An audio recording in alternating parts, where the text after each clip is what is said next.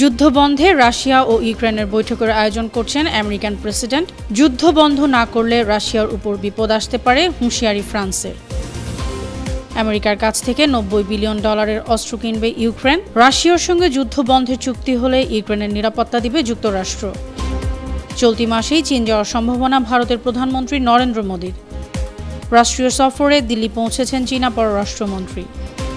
আন্তর্জাতিক আণবিক শক্তি সংস্থার সঙ্গে আবারও আলোচনা শুরুর ঘোষণা ইরানের। যুদ্ধ বন্ধে পুতিন ও ট্রাম্পের বৈঠককে স্বাগত জানালো দেশটি।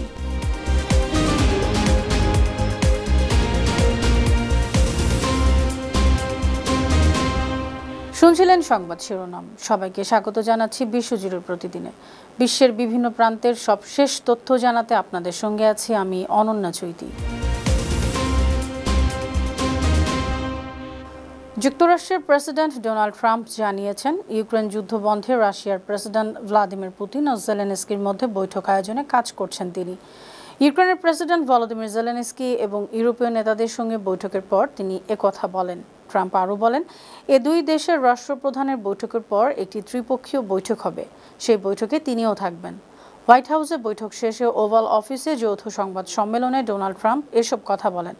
এছাড়া নিজের মালিকানাধীন সামাজিক যোগাযোগ মাধ্যম ট্রুথ সোশ্যালে দেওয়া পোস্টেও এসব কথা বলেছেন তিনি।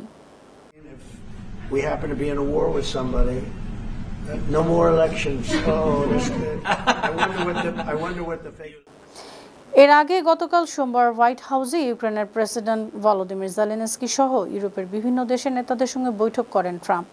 বৈঠকে ইউরোপীয় কমিশনের president Ursula von der Leyen, যুক্তরাজ্যের প্রধানমন্ত্রী স্যার কিয়ার স্টারমার, ফ্রান্সের প্রেসিডেন্ট ইমানুয়েল ম্যাক্রো, ইতালির প্রধানমন্ত্রী জর্জিয়া মেলোনি, জার্মানির চ্যান্সেলর ফ্রেডরিক মার্চ, ফিনল্যান্ডের প্রেসিডেন্ট আলেকজান্ডার স্টাব ও পশ্চিমা সামরিক জোট ন্যাটোর মহাসচিব মার্ক রুটে উপস্থিত ছিলেন। হোয়াইট হাউসে বৈঠক চলমান অবস্থায় রাশিয়ার প্রেসিডেন্ট ভ্লাদিমির পুতিনকে ফোন করেন যুক্তরাষ্ট্রের প্রেসিডেন্ট ডোনাল্ড ট্রাম্প। এ সময় পুতিন জেলেনস্কিকে বৈঠক এবং পরে ত্রিপক্ষীয় বৈঠক নিয়ে আলোচনা হয়। ইউক্রেনের প্রেসিডেন্ট ভলোদিমির জেলেনস্কি এবং ইউরোপীয় নেতাদের সঙ্গে বৈঠক শেষে যুক্তরাষ্ট্রের প্রেসিডেন্ট ডোনাল্ড ট্রাম্প বলেছেন, বিশ্বে 6টি যুদ্ধ থামিয়েছেন তিনি। ভেবেছিলেন এই যুদ্ধ বন্ধ সহজ হবে, কিন্তু এটি সবচেয়ে কঠিন। হোয়াইট হাউসের ওভাল অফিসে যৌথ সংবাদ সম্মেলনে ট্রাম্প আরও বলেন, এটি শেষ বৈঠক নয়। তিনি বিশ্বাস করেন পুতিন জেলেনস্কি যুদ্ধ শেষ করতে চান। তিনি যুদ্ধবিরতি নয়, শান্তি চুক্তি করতে চান। ইউক্রেন যুদ্ধ বন্ধে ধারাবাহিক প্রচেষ্টার অংশ হিসেবে সোমবার হোয়াইট হাউসে ইউক্রেনের প্রেসিডেন্ট ভলোদিমির জেলেনস্কি এবং ইউরোপের গুরুত্বপূর্ণ নেতাদের সঙ্গে বৈঠক করেন মার্কিন প্রেসিডেন্ট ডোনাল্ড ট্রাম্প। বৈঠক শেষে রাশিয়াকে হুঁশিয়ারি জানিয়েছেন ফ্রান্সের প্রেসিডেন্ট ইমানুয়েল ম্যাক্রো। ওয়াশিংটন ডিসিতে সাংবাদিকদের কাছে তিনি বলেন, শান্তি চুক্তি না হলে রাশিয়ার বিরুদ্ধে আরও কঠোর নিষেধাজ্ঞা আরোপ করতে হবে। La nécessité d'une trêve. Et ça montre aussi, à un moment donné, les faits disent. রাশিয়ার সঙ্গে যুদ্ধ বন্ধে চুক্তি হলে ইউক্রেনের নিরাপত্তা নিশ্চিত করতে সহায়তা করবে যুক্তরাষ্ট্র। হোয়াইট হাউসে ইউরোপীয় নেতা ও ইউক্রেনের প্রেসিডেন্ট ভলোদিমির জেলেনস্কির সঙ্গে বৈঠকে এমন আশ্বস্ত করেছেন ডোনাল্ড ট্রাম্প। এর প্রেক্ষিতে জেলেনস্কি বলেছেন, নিরাপত্তা নিশ্চয়তার অংশ হিসেবে যুক্তরাষ্ট্র ইউক্রেনকে যুদ্ধবিমান, আকাশ প্রতিরক্ষা ব্যবস্থা সহ অন্যান্য অস্ত্র ও গোলাবারুদ সরবরাহ করবে। এ সংক্রান্ত $90 বিলিয়ন প্যাকেজ প্রস্তাব আছে।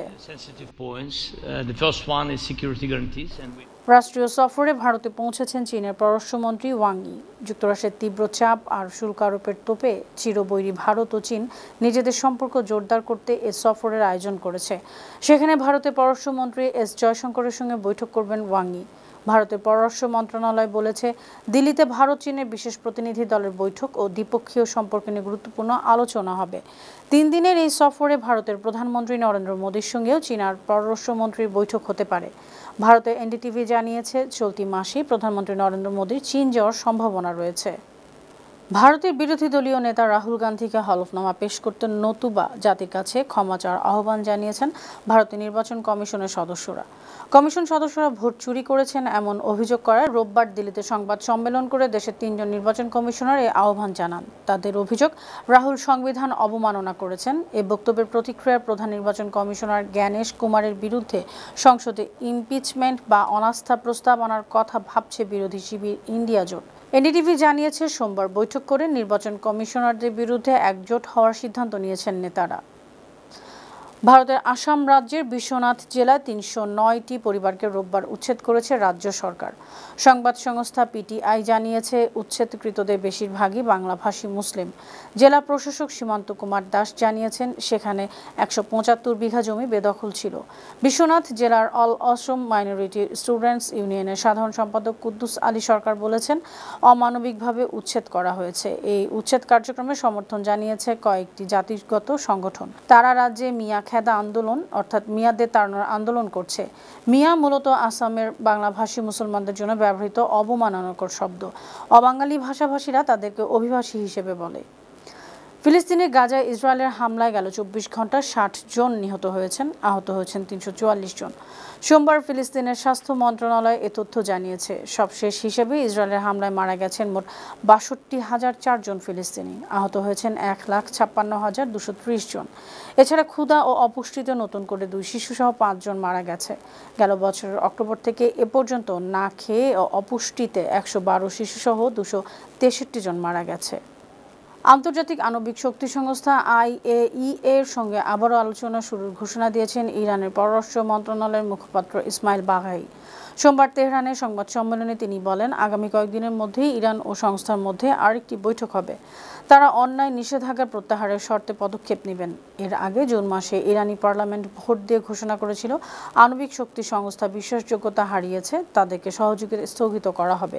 সংবাদ সম্মেলনে বাঘাই ইউক্রেন যুদ্ধ বন্ধে আলাস্কার অ্যানকারেজে রাশিয়ার প্রেসিডেন্ট পুতিন ও যুক্তরাষ্ট্রের প্রেসিডেন্ট ট্রাম্পের বৈঠককে স্বাগত জানান। সোমবার থেকে ১১ দিনব্যাপী আলজি ফ্রিডম শিল্ড মহড়া শুরু করেছে দক্ষিণ কোরিয়া এবং আমেরিকা। এই মহড়াকে যুদ্ধ প্ররোচনা স্পষ্ট ইঙ্গিত আখ্যা দিয়েছেন উত্তর কোরিয়ার সর্বোচ্চ নেতা কিম জং উন। এজন্য নিজেদের পারমাণবিক অস্ত্র ভান্ডার ও নৌবাহিনীর সক্ষমতা দ্রুত বাড়ানোর নির্দেশ দিয়েছেন তিনি। সোমবার নামপো বন্দরে কিম জং উন নৌবাহিনীর চোয়েহিয়ন শ্রেণীর ক্ষেপণাস্ত্রবাহী ডেস্ট্রয়ার পরিদর্শন করেন। এ সময় কিম বলেন, যুক্তরাষ্ট্র ও দক্ষিণ কোরিয়ার যৌথ মহড়া প্রমাণ করে তারা উত্তর কোরিয়ার জন্য চরম শত্রুভাবাপন্ন অবস্থানে রয়েছে। ৬,০০০-এরও বেশি আন্তর্জাতিক শিক্ষার্থীর ভিসা বাতিল করেছে যুক্তরাষ্ট্র সরকার। মার্কিন স্টেট ডিপার্টমেন্ট জানিয়েছে, ভিসার মেয়াদ উত্তীর্ণ অবস্থায় থাকা ও বিভিন্ন আইন লঙ্ঘনের অভিযোগে এসব ভিসা বাতিল করা হয়েছে। বাতিলকৃত ভিসাধারীদের বিরুদ্ধে হামলা, মাদকাসক্ত অবস্থায় গাড়ি চালানো, চুরি, সন্ত্রাসবাদকে সমর্থন সহ বিভিন্ন অপরাধের অভিযোগ রয়েছে। এছাড়া ফিলিস্তিনপন্থী প্রতিবাদে অংশ নেওয়া কিছু শিক্ষার্থীও রয়েছে। তাদের বিরুদ্ধে ইহুদি বিরোধী আচরণের অভিযোগ আনা হয়। গেল মে মাসে মার্কিন পররাষ্ট্রমন্ত্রী মার্কো রুবিও জানিয়েছিলেন, যুক্তরাষ্ট্রে অতিথি হয়ে গিয়ে যারা শিক্ষা কার্যক্রম ব্যাহত করছেন তাদের বিরুদ্ধে কঠোর ব্যবস্থা নেওয়া হবে। সুপ্রিয় দর্শক, এই ছিল আজকের বিশ্বজুড়ে প্রতিদিনের আয়োজন। দেশ বিদেশে বিভিন্ন খবর নিয়ে আবার আপনাদের সামনে হাজির হব। সে পর্যন্ত ভালো থাকুন, সুস্থ থাকুন, বাংলা টিভির সঙ্গেই থাকুন। ধন্যবাদ।